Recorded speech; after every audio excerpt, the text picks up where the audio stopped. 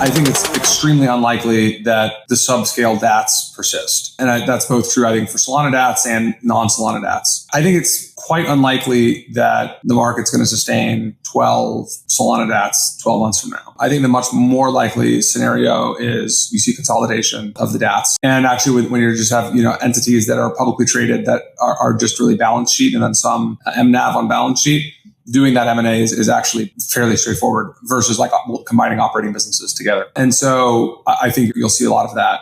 I think the case to be made that there will be multiple Solana DATs, let's say 24 or 36 months from now, is probably primarily a function of regional focus. One of the things, again, these DATs do is like they can engage in their local regulated jurisdictions. Forward is a US-based company. Obviously, the team is a bunch of Americans. Obviously, I'm very plugged in DC and working with the SEC on a bunch of stuff. I'll be in actually DC this week. I have zero relationships in Europe, like at the regulatory level. I have zero relationships in the Middle East. I have zero relationships in Asia, right, for all that stuff. So it makes sense that you could have a number of these entities in different, major jurisdictions that are kind of like the interface between the Solana ecosystem and those regulated jurisdictions. That's probably the case for, 3 or 4 persisting in the long run. I don't think that's guaranteed by any means, but certainly is a reasonable view to hold. We certainly are expecting to do a lot of M&A, and that M&A will include both Solana DATs and non-Solana DATs. I also think it's going to be very hard for the subscale DATs to persist.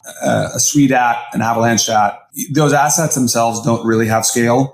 They don't really have thriving DeFi. They're not going to have ETFs, at least not in the foreseeable future. I think it's going to be hard for public market investors to sustain those vehicles. Okay, we can cut this part out, but you said that part where you can buy non-SOL DATs. Like, do you mean basically buy, let's say, a Sui DAT and then just swap all of it for SOL in the back end? Yes, that's correct. You don't have to cut that. I mean, this is inevitable. Like, when you play Worm and then you keep eating things and you keep getting bigger.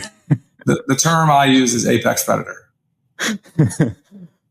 That is okay, cool. This is the beauty of capitalism.